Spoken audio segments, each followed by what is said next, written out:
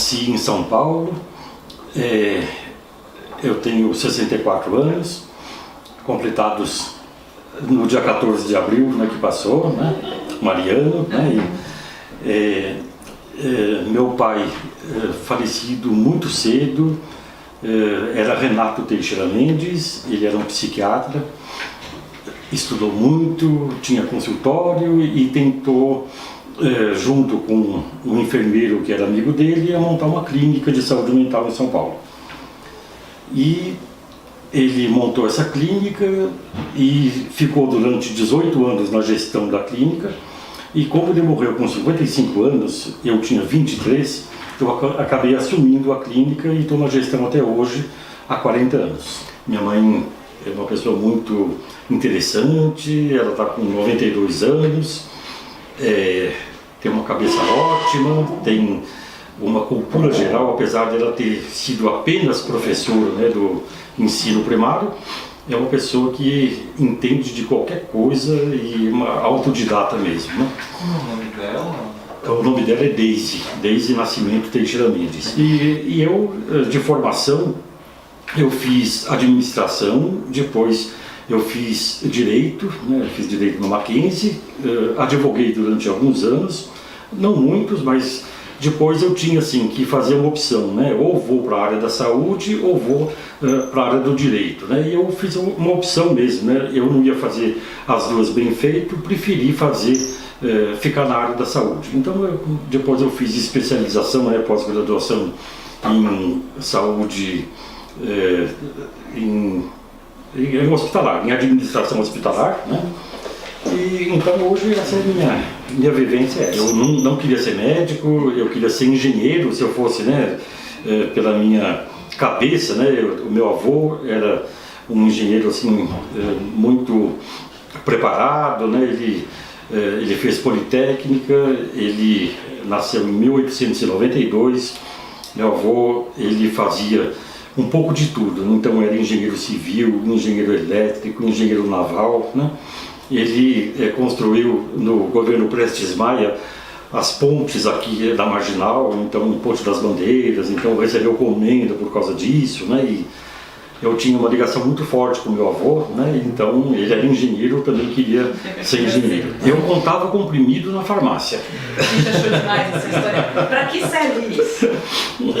Na época, né? Então tinham embalagens hospitalares, né? Era um hospital que tinha convênio com o INAMPS, então eram 400 pacientes que eram internados, né, todos psiquiátricos, e a farmácia abria, né, um volume grande lá de 1000 comprimidos, abria outro e a gente tinha que bater os saldos, né, então eu ficava contando comprimidos. Meu pai tinha comprado a parte do sócio e daí ele ficou sozinho, então eu fui para ajudá-lo, né, então, mas nesse momento em que o outro sócio que tinha mais o pé no chão, que mantinha as contas, né, em dia e tal, e meu pai, na hora que viu sem o sócio, começou a querer inovar, né, e começou a buscar um pessoal que já tinha bastante experiência em comunidades terapêuticas. Então ele queria fazer uma coisa, um projeto pioneiro na época que não dava, né? Então assim, no serviço público que tinha financiamento para isso, que tinha realmente incentivo, daria para fazer aquela política ou implantar aquelas diretrizes da época, né? Meu pai ele se perdeu em relação às contas mesmo, né? Que ele quis montar um projeto que não era condizente com a realidade de pagamento, né, das diárias hospitalares. A clínica foi fundada em 1959, dia 4 de outubro de 59. Eu tinha 5 anos. Então eu ia para lá para poder ver o lugar que meu pai trabalhava, né? Então ele levava os filhos, né, para passar o tempo. Eu consegui resgatar recentemente fotos do local. Tinha vacas, né? Tinha uma fábrica de giz do lado. Era um lugar assim muito bucólico mesmo, né? Então muitas árvores frutíferas, então tinha pato, ganso, essas coisas, então a gente ia para lá. E depois o hospital foi crescendo aos poucos, né? E daí então ele começou num casarão que também tem um valor histórico, funciona nesse casarão e depois ele acabou se alastrando, então hoje o imóvel tem 14 mil metros quadrados, dos quais são 7.000 construídos, né? E a gente até o ano de 2009 nós tínhamos o convênio basicamente com o Sistema Único de Saúde. De 2009 para cá eu não aceitei mais as condições, não dava, seria irresponsabilidade minha manter o contrato com o SUS, então assim, o que se pagava era muito pouco. E em saúde mental, todo mundo sabe, né, que e lá fora, nos Estados Unidos, em outros países, eles consideram a saúde mental uma saúde de alta complexidade. Então, não é assim, sem desfazer de qualquer outra especialidade, é óbvio que não, mas é muito mais fácil você ser um dermatologista, ver um problema de uma pele, receitar e você já sabe o prognóstico, né? Quando você trabalha com pacientes portadores de transtornos mentais, você tem que ver o biopsicossocial. Então você tem o biológico, que tem uma série de coisas, né, que podem alterar o equilíbrio do psíquico, né, do biológico e do social. Então esse tripé, né, que a gente chama de biopsicossocial, esse tripé é muito importante de estar em equilíbrio para que a pessoa esteja bem. Então, se você tem uma perda de emprego, você tem um óbito na família, você tem um problema qualquer, né, biológico, isso desequilibra e desestrutura a saúde mental. Então, não dava para, com um valor, né, de pizza ou menos do que isso, você tratar de pessoas complexas que exigem soluções complexas também, né? Eu contaria aqui um caso, né, de um paciente no tempo do SUS.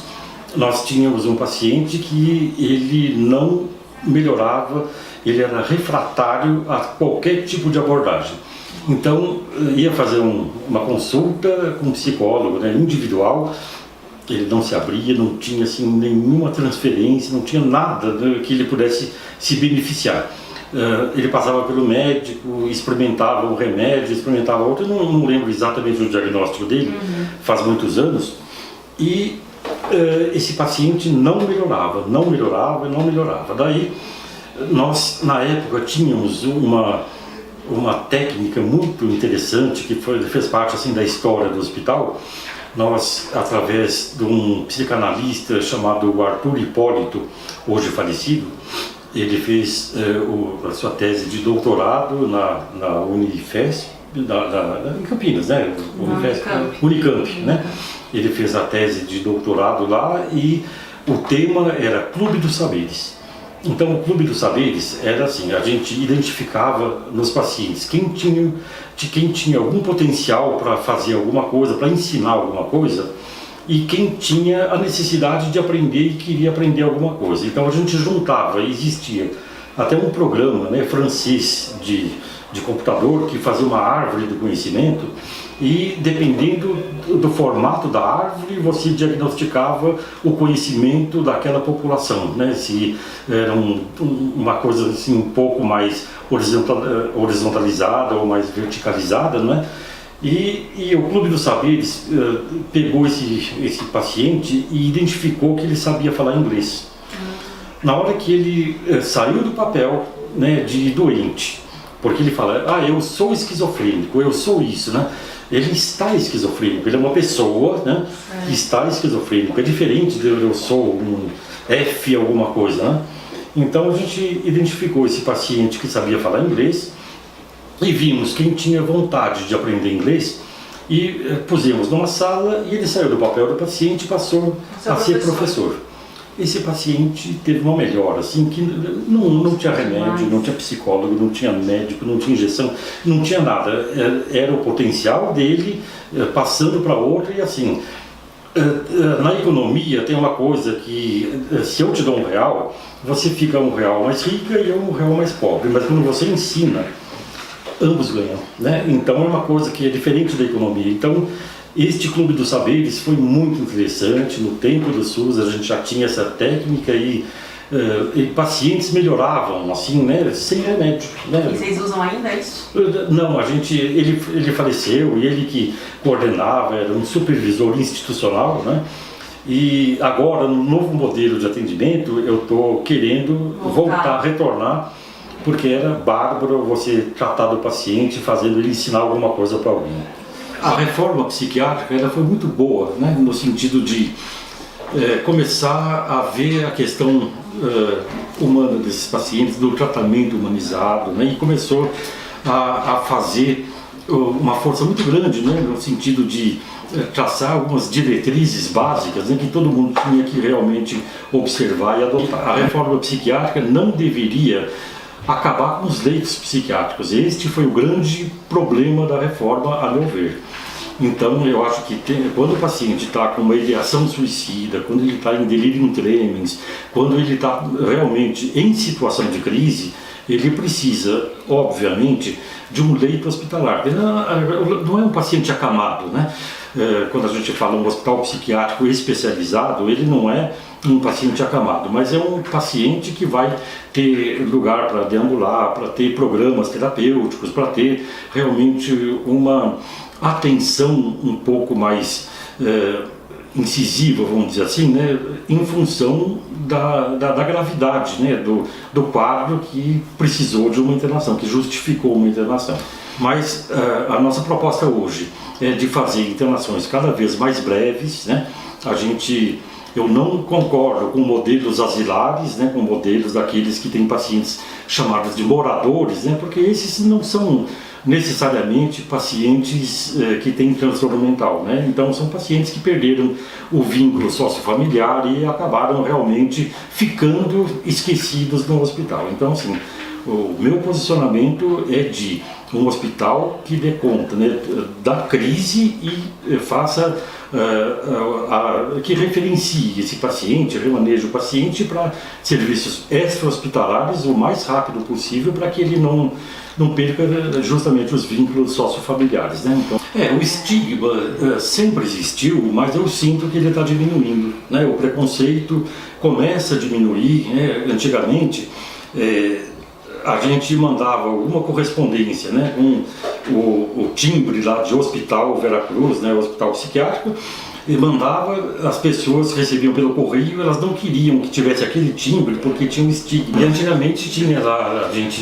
não sabe ao certo o número de leitos, né, do Juqueri, mas dizem que eram 18 mil leitos, né? Alguns falam 15 mil, né, para abrandar um pouquinho, né, mas e daí, quando chegou na década de 60, então um pouco da história dos hospitais psiquiátricos foi assim que, para desafogar esse grande contingente de pacientes internados no Juqueri, o governo ele acabou oferecendo até linhas de crédito, alguns financiamentos, para que unidades menores dessem conta daqueles pacientes. Então eles foram sendo gradativamente transferidos, né, do Juqueri para outros hospitais.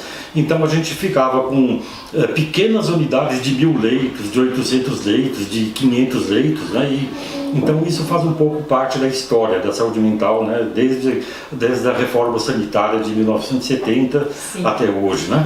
Em 1995, eu e uma amiga, né, que também ela fazia gestão de um hospital, viemos aqui no sindicato para falar para o Dr. Dante, né, que é o nosso presidente, né? Então, Dr. Dante, o que o sindicato faz pela saúde mental? Ele pensou e falou assim, nada. Vamos montar um departamento? Olha só. E me convidou para eu fazer a coordenação do departamento. Então, tem 22 anos praticamente, né, que eu estou aqui no sindicato, e a ideia sempre foi a gente trabalhar a questão do SUS, né? Então da viabilidade, da sustentabilidade dos hospitais que não tinham saúde suplementar e que estavam dependentes 100% do SUS, né?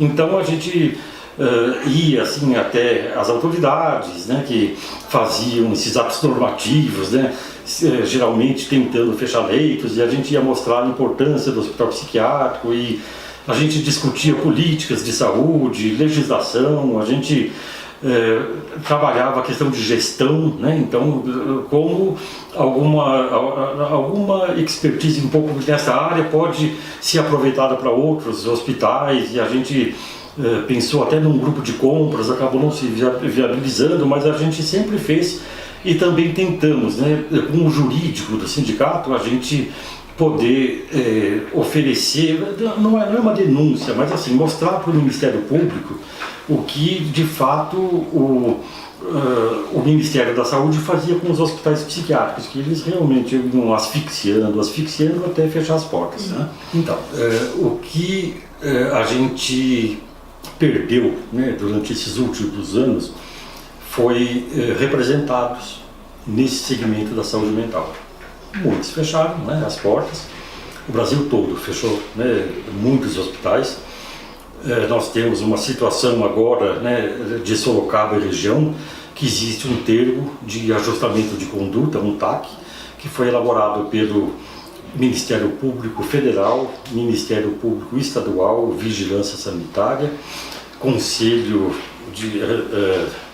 de Medicina, OAB, enfim, este TAC ele tinha como pressuposto o fechamento de todos os hospitais de Sorocaba e região. Então isso não aconteceu no tempo que eles previam, o cronograma foi adiado, mas eu imagino que neste ano mais 4 que existem na região vão encerrar as atividades. O meu sonho de consumo, vamos dizer assim, né, é assim que agora, com a nova rede de atenção psicossocial, que existe o compromisso de manutenção dos leitos existentes, eles não vão criar novos, mas vão aprimorar e qualificar os hoje existentes, que surja alguma possibilidade para esses hospitais não fecharem as portas e poderem atuar em conformidade com o que se preconiza de melhor na saúde mental, né?